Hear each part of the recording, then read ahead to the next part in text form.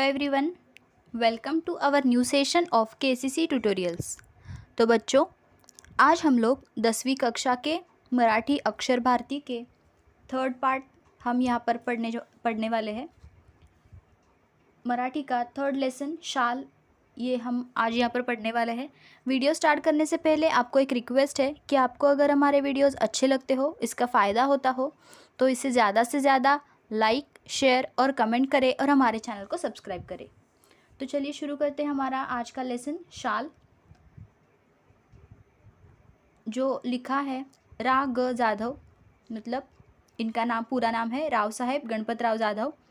1932 to 2016 इनका कार्यकाल था। कौन थे ये, इनके बारे में थोड़ा सा पढ़ते हैं। देखिए, ये एक कवि थे, समीक्षक, ललित लेखक थे। साहित्याची जाण आणि बहुआयामी समीक्षा वृत्ती यातून त्यांची समीक्षा विकसित झाली।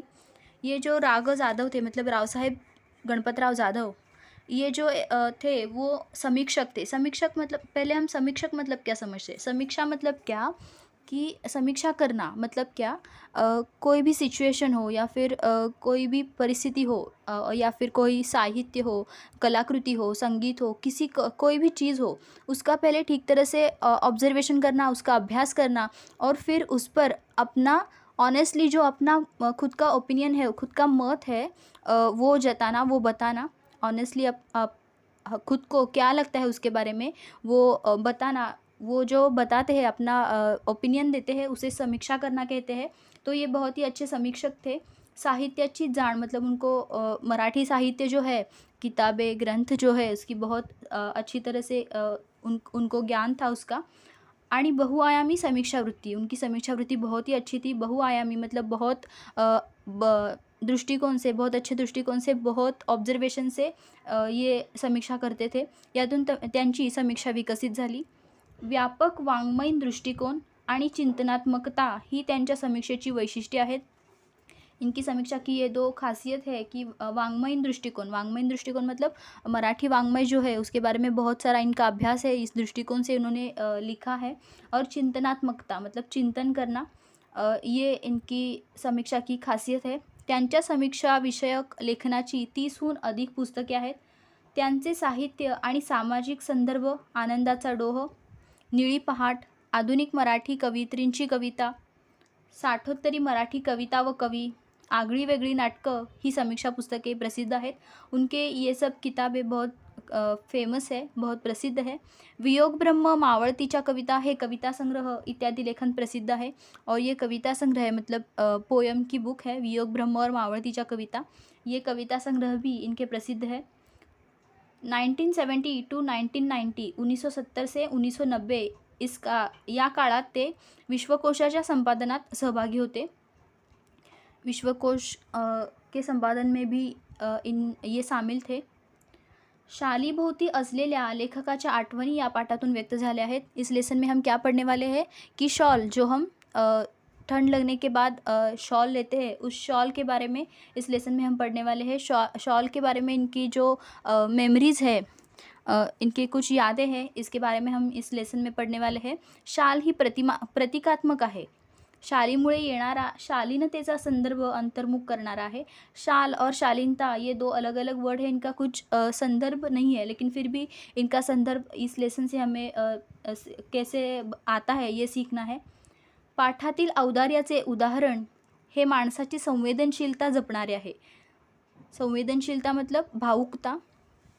वस्तूच्या संदर्भातील आठवणींचे मोल हे महत्त्वाचे असते। कोई भी चीज़ हो, उसकी यादें हमारे लिए बहुत मायने रखती है, बहुत यादें जुड़ी होती है। कोई भी चीज़ से, कोई भी वस्तू से हम बहुत उसे याद रखते हैं।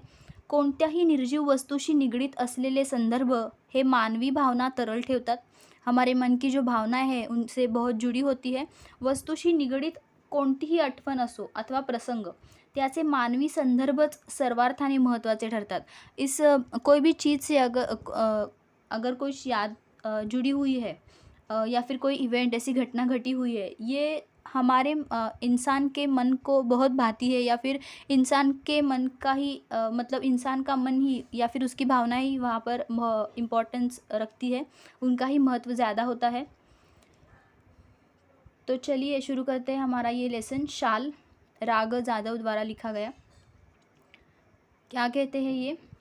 एकदा मी पु ल देशपांडे यांच्याकडे काही एक निमित्ताने गेलो होतो. काम झाल्यावर मी निघण्याच्या बेतात होतो. लेखक बोल रहे हैं कि एक बार ये पु ल देशपांडे इनके घर गए थे। पु ल देशपांडे ये भी एक बहुत ही बड़े और थोर साहित्यिक है, विनोदी लेखक है, नाटककार है, बहुत ही अच्छे इनकी किताबें हैं पु ल देशपांडे की। इनके घर पर ये गए थे और ये निकल नाही वाले थे. काम झाल्यावर मी निघण्याच्या बेतात होतो. निघण्याच्या बेतात असणे म्हणजे ये निकल नहीं वाले थे. तेवढ्यात सुनीताबाईंनी मला थांबवले व विचारले. उतने में ही पु ल देशपांडे की जो वाइफ है सुनीताबाई, इन्होंने मुझे रोका और पूछा. क्या पूछा? तुम्हाला शाल दिली तर चालेल काय? ये पूछती है पु ल देशपांडे की जो वाइफ है सुनीताबाई, ये पूछती है कि आपको अगर शाल दी जाए तो आपको अच्छा लगेगा क्या? आपको पसंद है क्या ऐसा करना? मी एका पायावर हो म्हटले. तो मैंने भी हाँ कहा. मैंने जल्दी से ही हाँ कहा. पु ल व सुनीताबाई यांनी मला शाल द्यावी हा मला मोठा गौरव वाटला. ती शाल मी माझ्या खोलीतल्या सुटकेसमध्ये ठेवून दिली. वापरली मात्र कधीच नाही. पु ल व सुनीताबाई ये जो दो थे, पु ल देशपांडे को शॉर्ट में पु ल ऐसा कहा जाता है. पु ल देशपांडे और सुनीताबाई ने दी हुई शाल मेरे लिए बहुत मायने रखती थी, बहुत सम्मानपूर्वक थी. मुझे वो बहुत बड़ा गौरव लगा, इसलिए मैंने उस शाल को सूटकेस में रख दिया और इसे कभी यूज़ नहीं किया. वापरना मतलब यूज़ करना. वापरली मात्र कधीच नाही मतलब मैंने इसका कभी यूज़ नहीं किया. पुढे वाईला विश्वकोशाचा अध्यक्ष म्हणून मी गेलो. तिथे नदीकाठच्या प्राज्ञ पाठशाळेच्या खोलीत मी राहत असे. फिर आगे जब ये लेखक विश्वकोश का अध्यक्ष बनकर जाते हैं तो ये क्या कहते, देखिए आगे जब मैं विश्वकोश का अध्यक्ष ऐसा इस पद पर वाई इस गांव को गया तो वहाँ पर मैं किस पाठशाला में रहता था? नदी काठच्या प्रज्ञा पाठशाळेच्या खोलीत राहत असे. ये कहाँ पर रहते थे? नदी के किनारे एक पाठशाला थी, प्रज्ञा पाठशाला, वहाँ पर ये रहते थे. खोलीच्या दक्षिणेकडील खिडक्या कृष्णा नदीच्या चिंचोळ्या प्रवाहावर होत्या. इस रूम के जो विंडोज़ थी, खिड़कियाँ मतलब क्या, झरोके, रूम के जो झरोके होते खिड़कियाँ मतलब विंडोज़, ये कहाँ पर थी? कृष्णा नदीच्या चिंचोळ्या प्रवाहावर. मतलब कृष्णा नदी है वाई में, सातारा वाई में, इस नदी के प्रवाह पर थी. मतलब उस खिड़की से वो प्रवाह दिखता था. प्रवाह मतलब स्ट्रीम. चिंचोळा प्रवाह, कृष्णा नदीचा चिंचोळा प्रवाह मतलब क्या? नैरो स्ट्रीम, थोड़ा सा बारीक सा ऐसा प्रवाह वहाँ पर से गुज़रता था. उस खिड़की से दिखता था. जो साउथ में है वो उस रूम के साउथ में ये खिड़की थी, वहाँ पर से ये कृष्णा नदी का प्रवाह दिखता था. थंडीच्या दिवसात एक बाई माझ्या खिडकीखालील घाटाच्या छोट्या तटावर तिचे छोटे मूल एका टोपलीत ठेवून मासे पकडण्याच्या उद्योगात होती. अभी ठंड के दिन थे तो ठंडी के इस दिनों में एक महिला थी वहाँ पर जो क्या कर रही थी, खिड़की के नीचे, उनके खिड़की के नीचे जो घाट है उस पर उसका छोटा बच्चा लेके एक टोपली में मासे पकड़ रही थी. तो उस छोटे बच्चे को टोपली में रख कर उस नदी के प्रवाह में, नदी के स्ट्रीम में मछलियाँ पकड़ रही थी. मासे मतलब क्या? मछलियाँ पकड़ रही थी. मासे पकडण्याच्या उद्योगात ती होती. तिचे बाळ कडाक्याच्या थंडीने कुडकुडत रडत होते. उसका जो बच्चा था वो बहुत ही रो रहा था. उस बच्चे को एक टोपली में मतलब एक कटोरे में रखकर वो वहाँ पर उसने रखा था और वो मछलियाँ पकड़ने लगी थी. लेकिन उसका जो बच्चा था वो क्या हो रहा था? ठंड से काँप रहा था. तिचे बाळ कडाक्याच्या थंडीने कुडकुडत रडत होते. पण आई तिकडे बघतही नव्हती. लेकिन उसकी जो माँ थी उसकी तरफ देख भी नहीं रही थी. मला मात्र राहवले नाही. लेकिन मुझे ऐसा सहन नहीं हुआ, मुझसे रहा नहीं गया. मी सुटकेसमधील पुलकित शाल काढली, 5-50 रुपयांच्या नोटा काढल्या व त्या बाईला हाक मारली. तो मैंने क्या किया? मैंने सूटकेस में रखी हुई वो पुलकित शाल मतलब पुलक की दी हुई पुलकित शाल काढली और 5-50 मतलब 5 रुपये के और 50 रुपये के कुछ नोट निकाले और उस महिला को मैंने हाक दी, मतलब मैंने उसे बुलाया.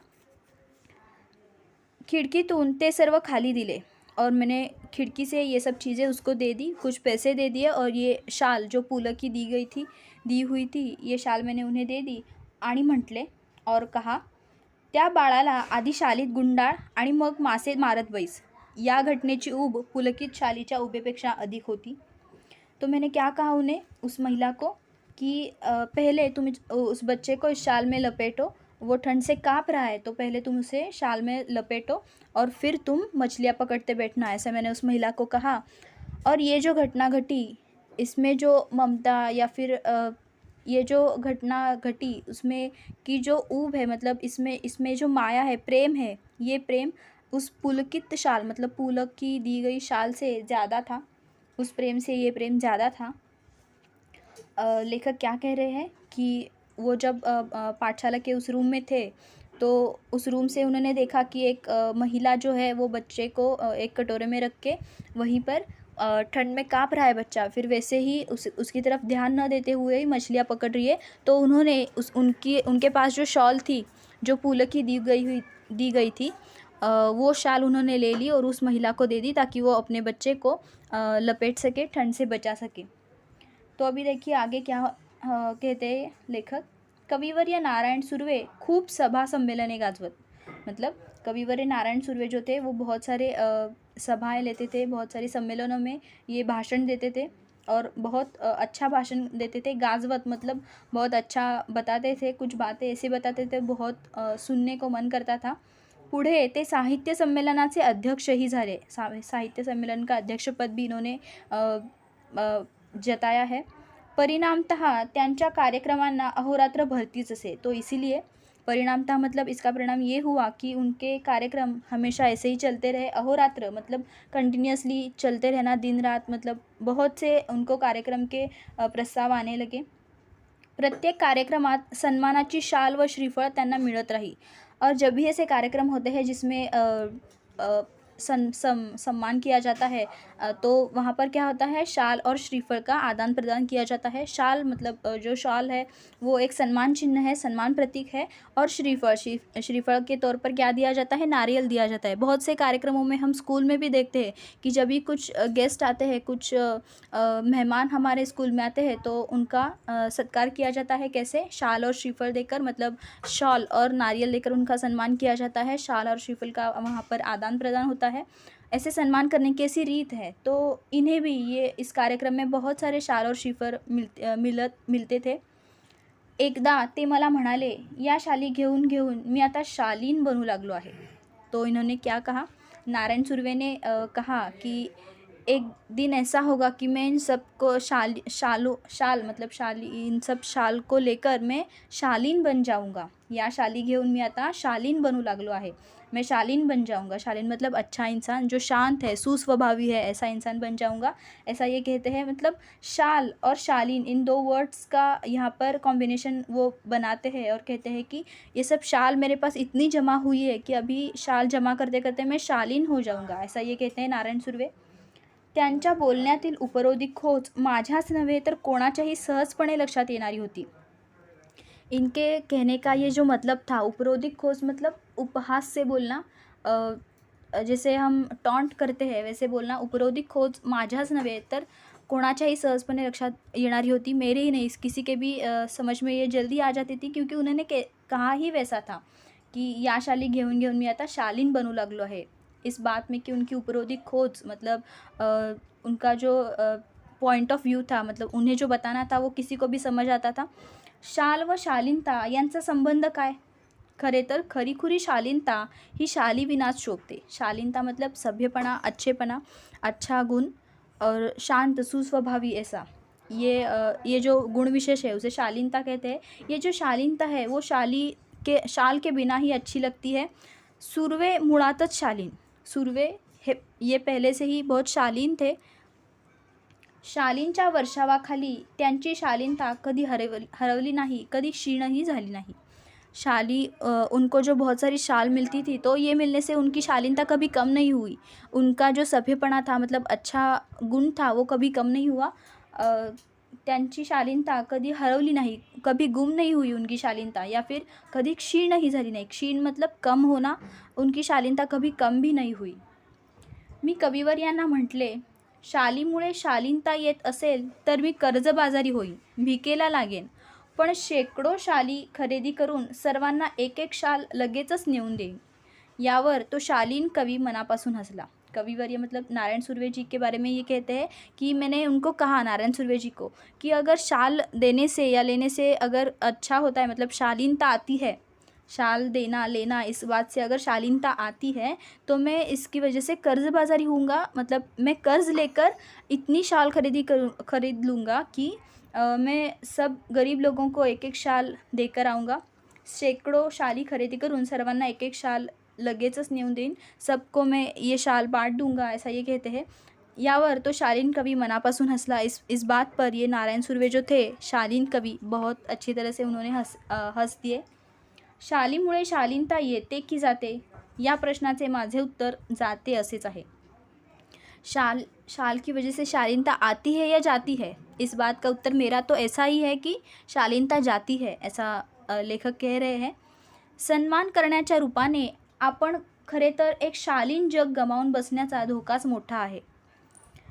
इस सम्मान और आदान प्रदान की इस रूढ़ी से, इस परंपरा से हम शायद ये जो शालीन जग है, मतलब शालीन हमारा जो शालीन दुनिया है, ये कहीं हम घुमा ना दे, इसका धोका यहाँ पर होता है, ऐसा ये कहते हैं। मी 2004 साली मराठी साहित्य संमेलनाचा बिनविरोध अध्यक्ष झालो। 2004 साल में क्या हुआ, मराठी साहित्य सम्मेलन जो हर साल होता है, उसके अध्यक्ष पद पर इनकी नियुक्ति हो गई। बिनविरोध अध्यक्ष मतलब इनके खिलाफ कोई भी खड़ा नहीं हुआ, और अगर खड़ा भी हुआ है तो उसे कोई मत नहीं मिला, सभी वोट्स इन्हीं को मिले और ये अध्यक्ष बन गए, बिनविरोध अध्यक्ष। बिनविरोध मतलब कोई भी अपोजिशन में उनके नहीं था, और अगर था भी तो उन्हें कोई वोट्स नहीं मिले, सभी वोट्स इन्हीं को मिले, बिनविरोध अध्यक्ष पद इन्होंने चुना। तत्कालीन 1-2 वर्षात माझ्यावर शालींचा वर्षाव झाला। तत्कालीन मतलब तब के जो 1-2 साल थे, उन सालों में तो मेरे पास बहुत सारी शालें आई, बहुत सारी शॉल्स मेरे पास जमा हुई। एवढ्या शाली जमत गेल्या की माझ्या 8x6च्या खोलीत त्यांना ठेवणे शक्यच नव्हते। इतनी शाल मेरे पास आई कि मेरी 6x8 की जो खोली थी, मतलब छोटी सी रूम थी, उसमें ये सब शॉल्स रखना मेरे लिए पॉसिबल ही नहीं था। मी सगळ्या शालींचे गाठोडे बांधून ते निकटवर्ती मित्राकडे ठेवले। तो फिर मैंने क्या किया कि इन सब शालों का मैंने एक गाठोड़े मतलब एक गाठोड़ा बनाया और उसे निकटवर्ती मित्राकडे दिले, मतलब हम मेरे करीबी दोस्त, निकटवर्ती मतलब क्या, करीबी दोस्त के पास मैंने ये दे दिया।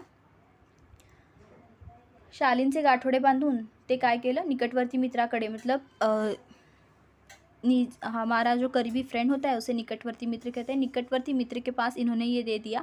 व त्या शाली वापरण्याचे वगैरे त्याला सर्व अधिकार दिले, और मैंने उसे ये भी कहा कि वो ये सब शॉल्स यूज़ कर सकता है, उसका अधिकार, सर्वाधिकार मतलब सभी अधिकार मैंने उसे ही दे दिए कि तुम ये सब शॉल्स यूज़ कर सकते हो। बेचारा अति प्रामाणिक, लेकिन इनका जो निकटवर्ती दोस्त था, मित्र था, ये बहुत ही प्रामाणिक था, अति प्रामाणिक, वेरी हॉनेस्ट था। त्याच्याही छोट्या खोलीत त्याने ते संभाले, वैसे ही उसने ये सब संभाला, उसने यूज़ नहीं किया। तो ये जो उनका करीबी दोस्त था, उसने भी ये सब अपनी खोली में संभाल कर रखा था। हळूहळू मी सगळ्या शाली वाटून टाकल्या गरीब श्रमिकांना। गरीब श्रमिक मतलब जो गरीब श्रमिक थे, श्रमिक मतलब कामगार थे, इन श्रमिकों में मैंने ये सब शॉल्स बांट दी। याच सुमारास मी शनिवार पेठेतील ओंकारेश्वर मंदिराच्या पुलावर बहुधा रोज संध्याकाळी जात असे। लेखक आगे कहते हैं कि जब मैं इस पाठशाला में था, ये जो मंदिर था, ये जब ये पाठशाला में पढ़ाने के लिए वहाँ पर थे, तो ये क्या कहते हैं कि इस मंदिर के जो ब्रिज है, मंदिर के पास जो ब्रिज है, वहाँ पर मैं शाम को जाता था, संध्याकाळी जात असे। संध्याकाळी मतलब शाम को टहलने के लिए जाता था। तेथील कट्ट्यावर बसणे मला फार आवडे। एक दिवस काय घडले की कडक थंडीच्या दिवसात एक म्हातारा अशक्त भिक्षेकरी कट्ट्याला लागूनच चिरगुटे टाकून व पांघरून कुडकुडत बसल्याचे मी पाहिले। वहाँ पर एक कट्टा मतलब ऐसे बैठने के लिए जगह थी, वहाँ पर बैठना मुझे बहुत पसंद था। वहाँ उस कट्टे पर मतलब उस फर्श पर मुझे एक बूढ़ा अशक्त भिक्षेकरी, मतलब जो भीख मांगता हो उसे भिक्षेकरी कहते हैं, वो भिक्षेकरी मुझे वहाँ पर दिखा। वो क्या वर्णन किया है उसका कट्ट्याला लागूनच चिरगुटे टाकून व पांघरून कुडकुडत बसल्याचे मी पाहिले। मतलब ये जो भिखारी था वो उस फर्श पर ही बैठा था, चिरगुटे चिरगुटे मतलब फटा हुआ कपड़ा ये बिछाकर वो लपेट कर ये वहाँ पर ठंड से काँप रहा था, कुडकुडत मतलब ठंड से काँप रहा था, ऐसा मैंने देखा। दुसऱ्या दिवशी मी 2 शाली घेऊन ओंकारेश्वराच्या कट्ट्यावर आलो। दूसरे ही दिन मैं अपने पास की 2 शाल लेकर उस ओंकारेश्वर के कट्टे पर आया। तो म्हातारा होताच, वो वृद्ध इंसान वहीं पर था, वो बूढ़ा इंसान वहीं पर था। त्याला दोन्ही शाली दिल्या। त्याने थरथरत्या हातांनी मला नमस्कार केला। तो मैंने उसे वो दोनों ही शाल दे दी और उसने मुझे अपने काँपते हुए हाथों से नमस्कार किया, मुझे धन्यवाद कहा। पुढे 4-5 दिवस मला काही कामामुळे संध्याकाळी ओंकारेश्वरला जाण्यास उसंत लाभली नहीं। मतलब लेखक आगे क्या कहते देखिए कि अगले 4-5 दिनों में मुझे अपने काम में मैं इतना व्यस्त था कि मुझे फुर्सत ही नहीं मिली। उसंत मतलब फुर्सत ना मिलना, उसंत मतलब फुर्सत, मुझे फुर्सत ही नहीं मिली कि मैं ओंकारेश्वर जाऊँ। शाम को ओंकारेश्वर जाने के लिए मुझे टाइम ही नहीं मिला, फुर्सत ही नहीं मिली, इतना काम था मुझे। त्यानंतर मी नेहमीप्रमाणे ये जा करत राहिलो। तो फिर उन 4-5 दिनों के बाद फिर से मैं जाने लगा, हमेशा की तरह आना जाना मेरा चालू हो गया। मग एकदम त्या भिक्षेकरी वृद्धाची आठवण झाली। तो फिर मुझे वो बूढ़ा जो इंसान था उसकी याद आई। तो नेहमीच्या ठिकाणी नव्हताच, वो हमेशा की जगह पर नहीं था जहाँ पर वो बैठता है। ओंकारेश्वर के पास, मंदिर के पास जो वहाँ पर बैठा था वहाँ पर वो नहीं था। तेथील पुलावर चक्कर मारावी म्हणून मी उठलो व पुलावरून चालू लागलो। वहाँ पर जो ब्रिज था, पुल था, उस पर टहलने के लिए मैं निकल पड़ा और उस ब्रिज पर से चलने लगा। पुलाच्या जवळपास मध्यावर तो भिक्षेकरी म्हातारा दिसला। उस ब्रिज के, उस पुल के मध्यावर मतलब बीच में ही मुझे ये भिक्षेकरी भिकारी दिखा। मी लगबगीने त्याच्याकडे गेलो। मैं लगबगीने मतलब जल्दी से उसके पास गया। पाहतो तो काय, तीच चिरगुटे अंगाखाली व अंगावर, तेच कुडकुडणे, तेच दीनवाणे जीने। तो मैंने देखा कि मैंने दी हुई शाल तो उसके पास नहीं है, तो ये फिर से अपने फटे हुए कपड़े लेकर अपने शरीर पर डाला हुआ है और लपेटे हुए हैं ये कपड़े, और वो फिर से ठंड से काँप रहा है, फिर से वो दीनवाणी जीने मतलब गरीबी से जी रहा है, ऐसा मैंने देखा। मैंने जो 2 शाल दी थी उसके पास, ये उसके पास नहीं थी। मी म्हटले, बाबा तुम्ही मला ओळखले? मैंने पूछा कि बाबा आपने मेरे को पहचाना क्या? आपने मुझे पहचाना? त्याने नकारार्थी मान हलवली। तो फिर उन्होंने ना कहते हुए ऐसे मान अपनी हिलाई, अपनी गर्दन हिलाई। नकारार्थी मतलब ना कहते हुए सिर हिलाना, अपनी गर्दन हिलाना। मग मीच म्हटले, बाबा 5-6 दिवसांपूर्वी मी तुम्हाला 2 शाली दिल्या होत्या, आठवते? तो फिर मैंने ही उन्हें कहा कि 4-5 दिन पहले मैंने आपको 2 शाल दी थी, क्या आपको याद है? आठवते? क्या आपको याद है? ऐसा मैंने कहा। यावर म्हातारा खुल्ला वो पुनः हाथ जोड़ून म्हणाला। इस पर वो बूढ़ा इंसान खुश हो गया। खुल्ला मतलब उसके चेहरे पर एक चमक सी आ गई, खुल्ला। और वो उन्होंने हाथ जोड़कर मुझसे कहा कि क्या कहा देखिए, हे भल्या माणसा तू लई मोठा, मी असनी शाली दिल्या। तो वो बूढ़े इंसान ने लेखक को क्या कहा कि हे भले इंसान, तुम बहुत अच्छे हो, तुम बहुत बड़े हो, तुम दिल से बहुत बड़े हो। म्यासनी शाली दिल्या। म्यासनी का क्या मतलब है? म्या मतलब मुझे, म्यासनी मतलब मुझे आपने शाल दे दी। म्यासनी शाली दिल्या, मुझे आपने शाल दे दी। पण बाबा म्या भिकाऱ्याला शाली कशा शोभतील? लेकिन हे भले इंसान, मुझे ये शाल कैसे शोभा देगी? मैं तो भिखारी हूँ, मुझे ये शाल कैसे शोभा देगी? त्या शोभेपेक्षा पोटाची आग लई वाईट। इस शोभा से बुरी मेरी पेट की आग है, मतलब मेरी भूख है। पोटाची आग म्हणजे भूख, पोटाची आग मतलब भूख। तो ये भिक्षेकरी क्या कहता है, ये बूढ़ा इंसान क्या कहता है, आपने तो मुझे 2 शाल दे दी, लेकिन ये शाल मुझे कैसे शोभा देगी? क्योंकि इस शोभा से भी बुरी मेरी भूख है। मी शाली इकल्या व 2-3 दिवस पोटभर जेवून घेतलं बाबा। तो ये बूढ़ा इंसान क्या कहता है कि आपने जो शालें दी थी, ये शालें मैंने बेच दी और 2-3 दिन मैंने अपना पेट भर खाना खा लिया। ये मेरी भूख मैंने क्षमा कर दी, मतलब भूख क्षमा दी, ऐसा ये कहता है। ये बूढ़ा जो इंसान है ये क्या करता है, उन्होंने दी हुई जो शाल थी ये बेचता है और उस पैसे में से ये भरपेट खाना खाता है, क्योंकि उसे बहुत भूख लगी रहती है। त्या शोभेपेक्षा पोटाची आग लई वाईट, मतलब इसकी भूख जो है वो इसे इतना सताती है कि उसके सामने इस शाल की उसे कोई उसका कोई मतलब नहीं रहता। तो ये क्या करता है, ये शाली बेच देता है। इकल्या मतलब बेच देना, उसने ये शाली बेच दिया। विकल्या इस शब्द का ये वर्ड है इकल्या। व 2-3 दिवस पोटभर जेवून घेतलं बाबा। आमचं हे असलं बिकट जीणं, बिकट मतलब बहुत ही हार्ड, हमारा जो लाइफ है ये ऐसा हार्ड रहता है। ये कहता है तुझे लई उपकार आहेत बाबा, आपके बहुत से उपकार है। ऐसा ये बूढ़ा आदमी, बूढ़ा इंसान लेखक को कहता है कि आपने बहुत उपकार किए मुझ पर, कि आपने मुझे 2 शाल दे दी, लेकिन ये मुझे शोभा नहीं देंगी क्योंकि मैं तो भिखारी हूँ, मुझे खाने के लिए मेरे पास कुछ नहीं है, तो इसलिए ये शाल मुझे शोभा नहीं देगी। मैंने ये शाल बेच दी और अपना पेट भर खाना खा लिया। शालीची शोभा आणि ऊब व पोटाची आग आणि अन्नाची ऊब, कितने अलग अलग है ये सारी चीज़ें। शाली की शोभा मतलब ये जो शाल किसी को अगर सम्मान चिन्ह के तौर पर दी जाती है तो उसका रूप अलग होता है, और किसी को ऊब मतलब माया से, ममता से किसी के लिए किसी को अगर ये शाल लपेटी जाती है तो इसका रूप अलग होता है। वही शाल है लेकिन इसके अलग अलग रूप है। और पोटाची आग मतलब ये शाल बेचकर उसने अपनी भूख क्षमा दी, अपनी भूख मिटा दी, तो इसका भी रूप, इस शाल का भी रूप अलग है। और अन्नाची ऊब, अपना पेट भरने के लिए, अन्न खाने के लिए ये इसने क्या किया कि ये शाल बेच दी। तो इस शाल एक ही है लेकिन इसके अलग अलग रूप है। शालीची शोभा आणि ऊब व पोटाची आग आणि अन्नाची ऊब, इससे ये शाल बेचने से उसे क्या मिला, खाना मिला, खाने की ऊब मिली। तो इसी बात पर ये लेसन था। भुकेलेल्यास अन्न द्यावे, तहानलेल्यास पाणी द्यावे, आणि हेही जमले नाही तर अभाग्यांना सन्मानाच्या शाली तरी द्याव्यात। तो लेखक लास्ट लाइन में क्या कहते हैं देखिए, भूकेल्यास मतलब जो भूखा है उसे आप अन्न दान कीजिए, अन्न दे दीजिए, उसे खाना दे दीजिए। अन्न मतलब क्या, खाना। जो भूखा है, प्यासा है, उसे अन्न दे दीजिए। और तहानलेल्यास पाणी द्यावे म्हणजे जो प्यासा है उसे पानी दीजिएगा। आणि हेही जमले नाही, और ये भी आपको अगर पॉसिबल नहीं है, ये भी आप न कर सके तो तर अभाग्यांना सन्मानाच्या शाली तरी द्याव्यात। तो ये जो अभागी है, अभागी मतलब दुर्भागी, जिनका भाग्य अच्छा नहीं है, अभागी है वो, तो उनको क्या करें आप, सन्मानाच्या शाली तरी द्याव्यात। ये जो सम्मान की शालें हैं जिसका हमें कोई उपयोग नहीं है, ये शाल उन्हें दे दीजिए ताकि उसका कोई यूज़ करके वो अपना जीवन व्यतीत करे। इस ऊपर के एग्जाम्पल से ये लेखक ये कह रहे हैं कि अभाग्यांना सन्मानाच्या शाली तरी द्याव्यात। इस तरह से ये लेसन यहाँ पर ख़त्म होता है,